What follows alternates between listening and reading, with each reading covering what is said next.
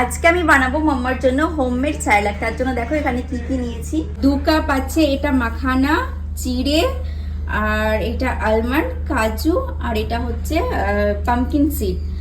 আর একটা জিনিস লাগবে, সেটা হচ্ছে গিয়ে মিডিলে যেটা থাকার কথা ছিল, সেটা হচ্ছে ওটস। তো ওটসটা আমি অর্ডার দিয়েছি, এখন পর্যন্ত আসেনি, তো ভাবলাম এ কটা জিনিস দিয়ে বানিয়ে রাখি, ওটস যখন আসবে তখন ওটসটাকে দিয়ে বানিয়ে দেবো। তো হোমমেড স্যালাড বানানোর জন্য আমার কাছে আপাতত এই জিনিসটি আছে, আর এগুলোই লাগবে বেসিক্যালি।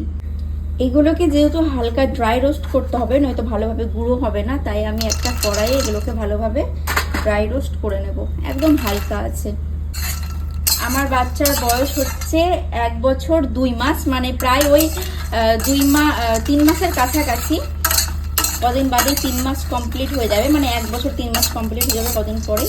তো আমি ছোটোবেলা থেকে মাম্মামকে এরকমভাবেই হোমমেড স্যালাড বাড়িতে বানিয়ে খাওয়াই, তো ভাবলাম তোমাদের সাথে আজকে শেয়ার করি। ড্রাই রোস্ট করা হয়ে গেছে ভালোভাবে, এবার এটা গুঁড়ো করা যাবে। এখন এটাকে আমি নামিয়ে নেবো, হোক ঠান্ডা হলে আরও মুচমুচে হয়ে যাবে। আর চলো আমি আগে চিড়েটা ভেজে নিই। এরপরে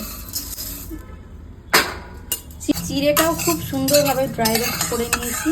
এই যে মাখানা গুঁড়ো করা আমার হয়ে গেছে। এরপরে আমি গুঁড়ো করব হচ্ছে চিড়েটা।